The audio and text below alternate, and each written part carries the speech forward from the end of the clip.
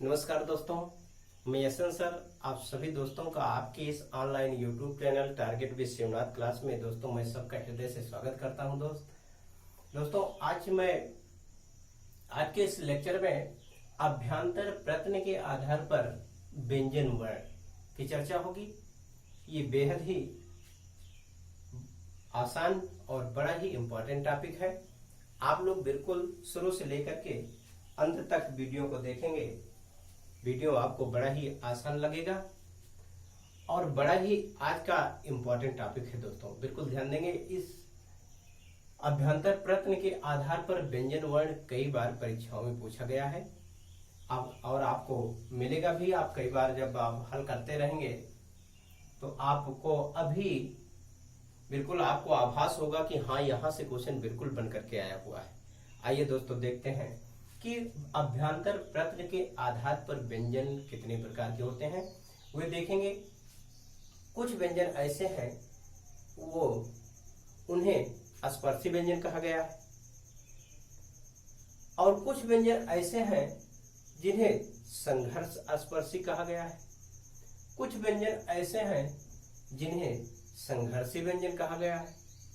कुछ व्यंजन ऐसे हैं जिनको पार्श्विक व्यंजन कहा गया है।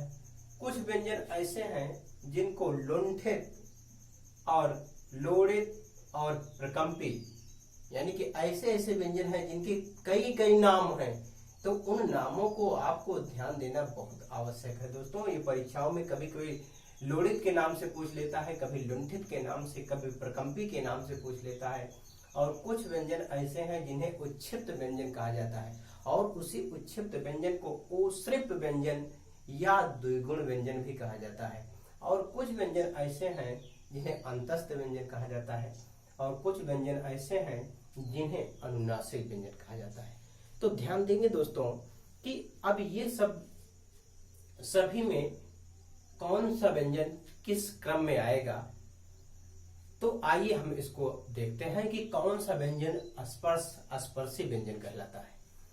तो स्पर्श का मतलब ही होता है दोस्तों, स्पर्श का मतलब होता है छूना, टच करना।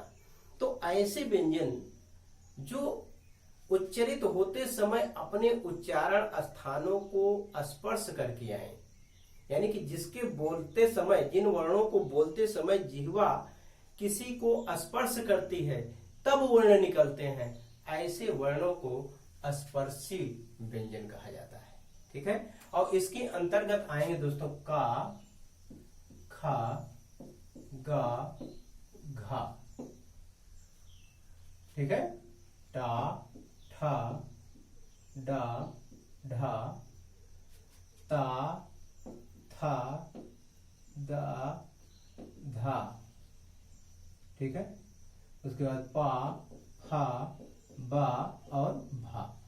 ये इतने व्यंजन दोस्तों कौन कौन से? का, खा, गा, घा, टा, ठा, ये ठा है दोस्तों, ठा, डा, ढा, ता, था, दा, धा, पा, फा, बा और भा। ये इतने वर्ण दोस्तों स्पर्शी व्यंजन कहलाते हैं। और स्पर्शी इसीलिए कहते हैं कि यह व्यंजन बिना अपने उच्चारण स्थानों के स्पर्श किए हुए बाहर नहीं होते हैं। आप प्रयोग दशा में भी आकर के आप देख सकते हैं, जैसे पा बोलिए और पा किससे निकलता है? ओष्ठ से निकलता है। और ओष्ठ को मत मिलाइए और पा का उच्चारण कर दीजिए, संभव है? संभव ही नहीं है। यानी कि जब तक दोनों ओष्ठ स्पर्श नहीं करेंगे पा तब तक क्या होंगे? इन वर्णों का उच्चारण। इसी तरह और भी वर्ण जैसे हैं, ता देखिए, ता बोलिए, ता। आपकी जिह्वा दांत में ना स्पर्श करे और बोलते ता। आप जिह्वा को स्पर्श न कराइए दांत से, देखिए ता आप जैसे बोलते हैं, ता बोल करके देखिए, ता। आपकी जिह्वा तुरंत जाकर के स्पर्श कर रही है किससे? दंत से। ठीक है। इसी तरह का जब आप बोलते हैं तो दोनों कंठ आपस में भिड़ते हैं, आपस में मिलते हैं।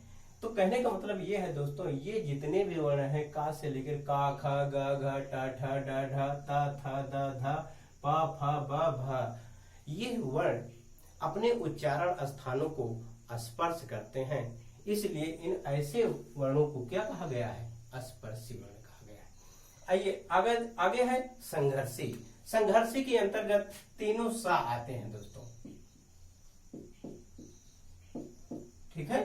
तीनों सा को संघर्षी का मतलब ये होता है कि इन वर्णों को बोलते समय कुछ इन वर्णों की अपेक्षा अधिक संघर्ष करना पड़ता है, ठीक है। इसीलिए इनको क्या कहा गया है? संघर्षी वर्ण कहा गया है, ठीक है। और आगे है स्पर्श संघर्षी।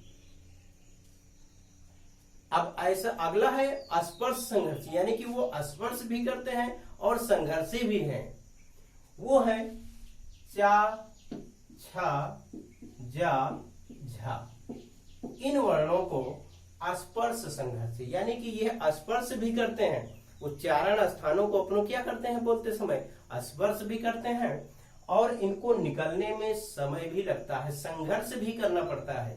तो जिन वर्णों को बोलते समय कुछ संघर्ष भी करना पड़े और वो अपने उच्चारण स्थानों को टच करके निकले, स्पर्श करके निकले, ऐसे वर्णों को संघर्षी, स्पर्श संघर्षी वर्ण कहा जाता है। तो इसके अंतर्गत कितने वर्ण हैं दोस्तों? च, छ, ज, झ, ठीक है। आगे देखेंगे पार्श्विक वर्ण कौन से है? तो पार्श्विक वर्ण में दोस्तों केवल ला है, हमेशा ध्यान देंगे। अब इसका मतलब पार्श्विक का मतलब क्या है? पार्श्विक का मतलब होता है पार्श्व से, और पार्श्व यहां ध्यान देंगे, पार्श्विक का मतलब होता है पार्श्व से, पार्श्व, और पार्श्व मीन्स होता है किनारा, ठीक है दोस्तों।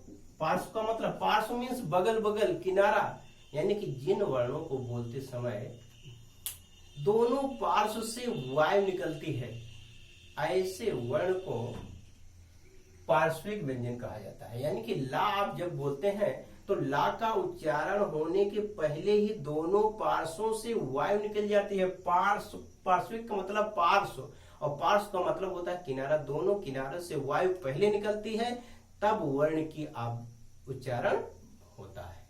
ला जब आप बोलते हैं तो दोनों पार्श्वों से, मुख के दोनों पार्श्वों से क्या होता है? वायु निकलती है, वायु पहले निकलती है, तब ला का उच्चारण होता है। इसलिए इस वर्णों को क्या कहा गया है? पार्श्विक। नहीं तो आप उच्चारण करके देख लेंगे, ला ला ला, आप जब ला कहेंगे तो इन मुख के दोनों किनारों के दोनों पार्श्वों से क्या निकलती है? वायु निकलती है। वायु निकलने के तत्पश्चात वर्णों का उच्चारण होता है, ठीक है। तो पार्श्विक के अंतर्गत कौन सा आता है? केवल एक वर्ण आता है दोस्तों, ला वर्ण आता है। अगला क्या है? अगला देखेंगे दोस्तों, लुंठित, लोड़ित, प्रकंपी। अब देखिए कुछ वर्ण ऐसे हैं जिसे लुंठित भी कहा जाता है, उसी को लोड़ित भी कहा जाता है, उसी को प्रकंपी कहा। ये सब बड़े ही महत्वपूर्ण है। कहीं कहीं परीक्षाओं में लोड़ित के नाम से पूछता है, कभी कभी लुंठित के नाम से, कभी कभी प्रकंपिक के नाम से पूछता है कि निम्न में से कौन सा प्रकंपिक वर्ण है, कौन सा लुंठित वर्ण है, कौन सा पार्श्विक ला है, पार्श्विक वर्ण है, ठीक है। तो इसमें केवल एक वर्ण है रा, रा, ठीक है। केवल एक वर्ण क्या है? रा। यही रा जो है इसके तीन नाम हैं। क्या है? एक नाम प्रकंपी, दूसरा लोड़ित, तीसरा लुंठित। तो हमेशा ध्यान देंगे दोस्तों इन सभी नामों को। और इसको क्यों कहा जाता है प्रकंपी? इसका मतलब प्रकंपी यानी कि यह वर्ण को प्रकंपी इसीलिए कहा गया है कि यह कंपन करता है निकलते समय, ठीक है। इस वर्णों को निकलते समय क्या होता है? कंपन उत्पन्न होता है, रा रा। तो जीभ क्या करती है? इस वर्ण को उच्चारित करते समय जीभ कंपन करती है, इसलिए इसे क्या कहा गया है? प्रकंपित वर्ण कहा गया है, ठीक है। आप रा बोलेंगे तो आपकी जीभ जो है क्या करेगी? कंपन करेगी, ठीक है। तो कंपन करने के कारण ही इसको क्या कहा गया है? प्रकंपित। तो इसके अंतर्गत कितने आएंगे? केवल रा को क्या कहा गया है? लुंठित, लोड़ित, प्रकंपित, ठीक है। अब बात आती है दोस्तों उक्षिप्त, उत्सिप्त, उश्रिप्य और द्विगुण। आप देखिए ये दो वर्ण, ध्यान देंगे दोस्तों, इन दो वर्णों को कई नामों से जाना जाता है। द्विगुण, ओश्रेप्य, उत्क्षेप्त। ठीक है दोस्तों, ये भी परीक्षा में कई बार पूछा गया है कि ओश्रेप्य व्यंजन क्या है या उत्क्षेप्त व्यंजन क्या है या द्विगुण व्यंजन कहता है क्या है। द्विगुण, इसमें दो गुण उपस्थित है इसलिए द्विगुण कहा जाता है। ओश्रेप्य का मतलब होता है, ओश्रेप्य का मतलब, ओश्रेप्य का मतलब फेंका हुआ।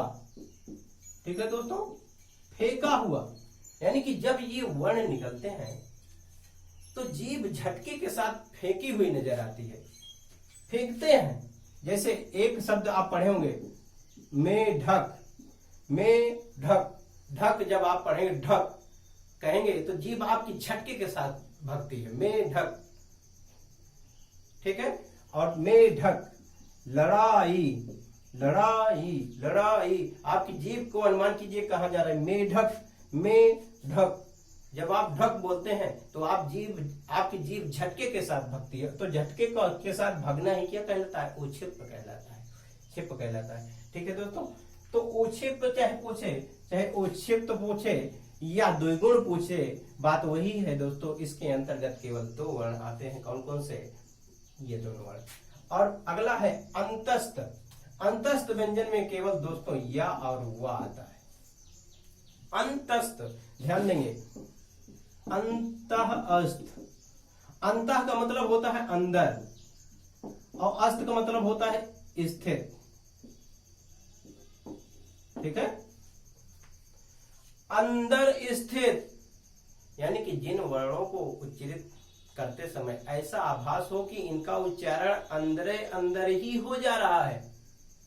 ठीक है, अंतः मीन्स अंदर, अस्थ मीन्स स्थित, यानी कि जो वर्ण, जिन वर्णों को बोलते समय ऐसा एहसास हो कि इनका उच्चारण करते समय इनका उच्चारण अंदर मुख के अंदर ही हो जा रहा है, ऐसे वर्णों को अंतः अस्त वर्ण कहा जाए। जैसे या, या, या, या, या, व, या, व, या और व बोलते समय ऐसा आभास होता है कि इसकी ध्वनि अंदरे ही रह जा रही। ठीक है, इसलिए क्या कहा गया है, या और वा को क्या कहा गया है, अंतस्थ व्यंजन। और इसी को एक नाम से और जाना जाता है, ध्यान देंगे, इसको अर्ध स्वर भी कहा जाता है। बहुत ही इंपॉर्टेंट है, पूछता है कि निम्न में से कौन सा अर्ध स्वर है या निम्न में से कौन सा अंतस्थ व्यंजन है। ठीक है, अगला लास्ट है कि अनुनासिक। अनुनासिक, ये भी बहुत ही इंपॉर्टेंट है दोस्तों। अनुनासिक, ये अनुनासिक और निरानुनासिक। अनु मीन्स होता है पीछे, नासिक मीन्स नाक। ठीक है, नासिक मीन्स नाक और अन मीन्स पीछे। ठीक है, नाक के पीछे यानी कि नाक के साथ, नाक के पीछे जिन वर्णों का उच्चारण होता है। अब ऐसे वर्ण कौन कौन से हैं, इन अनुनासिक वर्ण के अंतर्गत 5 वर्ण आएंगे, या, मा, अड़ा, ना। ठीक है, और ठीक है, तो ये हमेशा ध्यान देंगे, एक अंगा भी है। तो ये 5 अक्षर, ये 5 वर्ण अनुनासिक बोले जाते हैं। अनुनासिक का मतलब होता है दोस्तों कि जिन वर्णों को बोलते समय मुख के साथ साथ नाक का भी सहारा लिया जाता है, ऐसे वर्ण को अनुनासिक वर्ण कहा जाता है। कैसे ध्यान देंगे, जिन वर्णों को बोलते समय मुख के साथ साथ नाक का भी सहारा लिया जाता है, ऐसे वर्ण को अनुनासिक कहा जाता है। जैसे अब माँ बोले माँ, तो माँ बोलते समय आपकी नाक पहले झनकती है, ना ना आप बोलते हैं तो पहले तो आप झनकार लेती है नाक, तब मुख से आवाज निकलती है, तब मुख से ध्वनि निकलती है। चाहे ना, जब आप ना बोलते हैं तो ना बोलते समय पहले नाक की झनकार निकलती है, ना, नाक आपकी झनकती है, उसके बाद मुख से वर्ण की ध्वनि निकलती है।